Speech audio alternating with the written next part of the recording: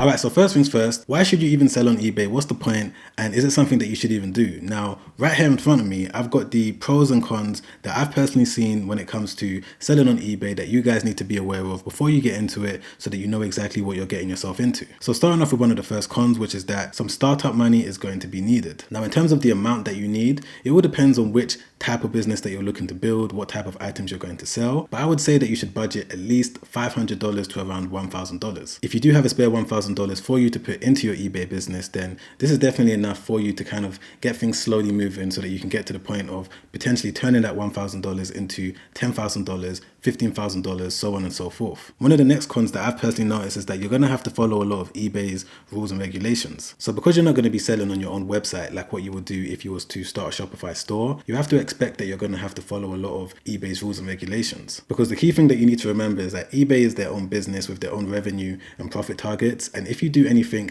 wrong or you do something to affect their revenue or their profit, instantly they're going to either ban you, restrict you, or just completely kick you off the platform. And this is something that I've had to learn the hard way over the past 10 years of me building various different eBay businesses. As soon as I've done something that I didn't realize was against eBay's policies, they restricted me for a certain amount of time. So you need to make sure that you spend time to go through all of eBay's policies so that you fully understand what you shouldn't do and what you can do. And the final con that I'm going to speak about in this video is that you have to expect to go through general issues when running any physical product business. Like for example, dealing with customer service, faulty returns, customers trying to scam you, just damaged items in general. There's so many different issues that you're going to have to go through when it comes to running any physical product business. And this relates to any platform, whether it's Amazon FBA, dropshipping, whatever the case is. If you're selling physical products to a stranger on the internet, you're always going to have to expect one issue or another. However, there are some pros when it comes to selling on eBay. Like for example, it's a great way for you to get free traffic to your products. So for example, when it comes to building your own website, you're going to have to figure out exactly how you're going to get people onto your website in the first place. And with that, you're going to have to either use some sort of paid ads, or you're going to have to spend time creating content on Instagram and TikTok for people to be aware that your products even exist. However, if you're able to master the art of eBay SEO, which is eBay search engine optimization, you're going to be able to list a product today and most likely start generating sales in the next couple days. And one of the next pros that I've personally noticed with my own eBay business is listings can make you money years later. And what I mean by this is that products that I listed, let's say 4 or 5 years ago, are still generating me sales consistently every single day up until now. As long as you made sure to initially list an evergreen product that you know people are searching for consistently, and you've also tried to maintain a healthy eBay account, there's no reason why you're not going to be able to make sales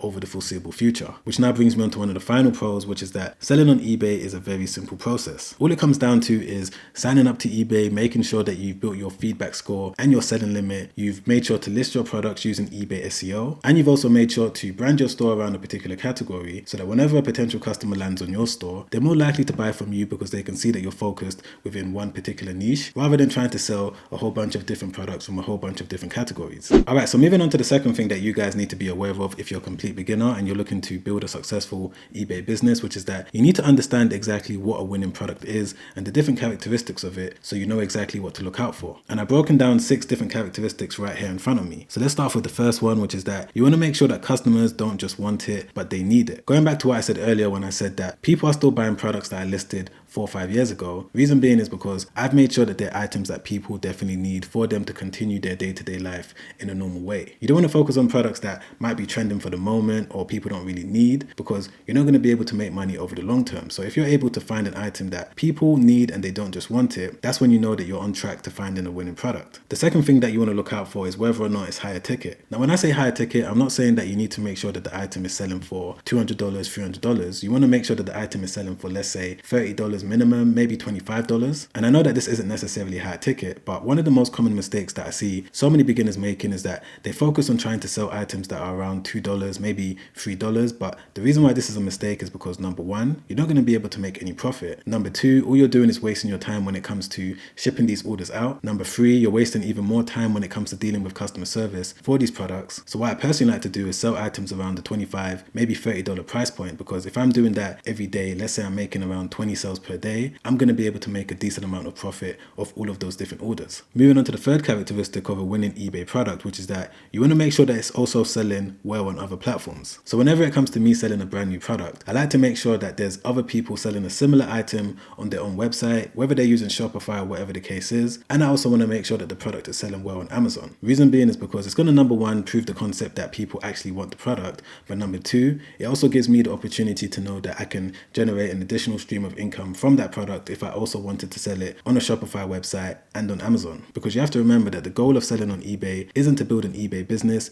but to use eBay to build your e-commerce business. The fourth thing that you need to look out for is whether or not the product is small and lightweight. And the main reason for this is because you're going to be able to save so much money on postage. And one thing that I've learned about running any physical product business, specifically an eBay business, is that you need to make sure that you're cutting your cost at every opportunity. And one of the best ways that you can cut your cost is by selling an item that is higher ticket, but also is small and lightweight. Because when it comes to you now shipping orders out every single day, again, you're going to be able to save money on postage. Second to that, when customers want to return the item for whatever reason, let's say they just changed their mind, or let's say you sent out the wrong product, it's going to be cheap for you to now pay for postage for that customer to send it back to you. Going through all of that every now and then with various different customers is going to eat into your bottom line, and at the end of the year, you're going to be left with no profit. So for me personally, I like to make sure that I focus on selling small and lightweight items so that I can ultimately reduce my expenses, so that at the end of the year, I've got a lot more profit left over. Alright, so moving on to the next thing that you guys need to be aware of once you've got an understanding of what a winning product actually is, which is what type of supplier should you be using. Now, when I say supplier, this is obviously the person that's going to provide you with the products for you to sell in the first place. And when I first started selling on eBay many years ago, I was completely confused about which supplier should I use. Should I try and find a supplier based in China, or should I focus on finding a local supplier in the UK where I'm based? And I didn't really understand which was best for the long term. And that's the reason why I've broken down one main pro, one main con for using a China supplier and a local supplier. And starting off with one of the pros of using a Chinese supplier, which is that you're going to pay a lower cost per unit, and there's a lot more products available for you to sell. And when I say lower cost per unit, what this means is that, let's say for example, you're going to buy around 20 pieces of a particular product for you to sell. The amount that you're going to have to pay for each individual product that you're buying from that supplier is going to be a lot less than what you would have to pay if you was using a supplier based in the US or the UK or Canada, etc., etc. So that's definitely one of the main pros when it comes to importing products from China. However, one of the main cons is that it can take weeks, maybe months for your products to arrive. So there's two main ways that you can import products from China. You can either do it using airplane, or you can do it using sea freight. And airplane for me normally takes around 2 to 3 weeks for the products to leave China and arrive at my front door. And using sea freight can normally take up to 1 month, maybe 2 months. And for me personally, I like to use airplane because it's a lot more quicker and a lot more efficient. But as I already said, it's still going to take a couple weeks for your items to arrive. However, when it comes to using a local supplier, one of the main pros is that it's going to be a lot more easy for you to restock. If you notice one of your items are running low and you quickly need to replenish the stock, you're going to be able to drive to your local supplier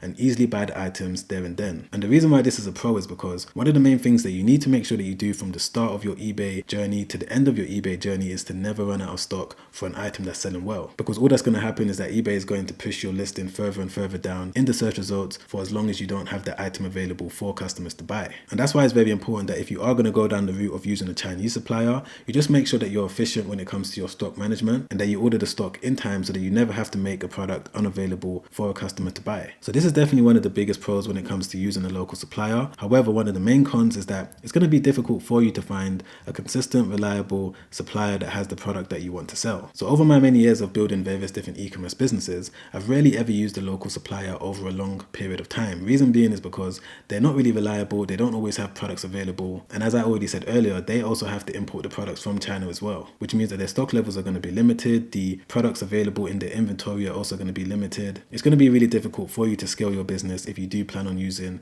a local supplier. But whichever way that you decide to go, you just need to make sure that you're aware of all of these different eventualities so that you're going to be able to run your eBay business in the best way possible. But of course, there's a lot more nuances that go into starting and scaling a successful eBay business. I just wanted to give you guys the basic things that I wish I knew when I first started, because it would have allowed me to get things going in the best way possible. But if you want a more step-by-step understanding of everything you need to know in detail, then you can visit www.projectebay.com, because what I've done is gone through every single element that you guys need to know when it comes to starting a successful eBay business. For example, listing products, building up your selling limit, removing negative feedback, eBay advertising, how to use eBay ads, every single thing in detail that you guys need to know to give yourself the best chance of succeeding with an eBay business. You can find that by clicking the first link in the description down below. Or if you rather watch another YouTube video that I made where I go through a lot more information that I didn't really touch touch on in today's video, then you can click the link right there. Check that video out straight after this one because it's already helped out so many people, and I'm sure that it's going to help you out too. All right, guys, I'll see you on the next one. Make sure you stay safe out there. Peace.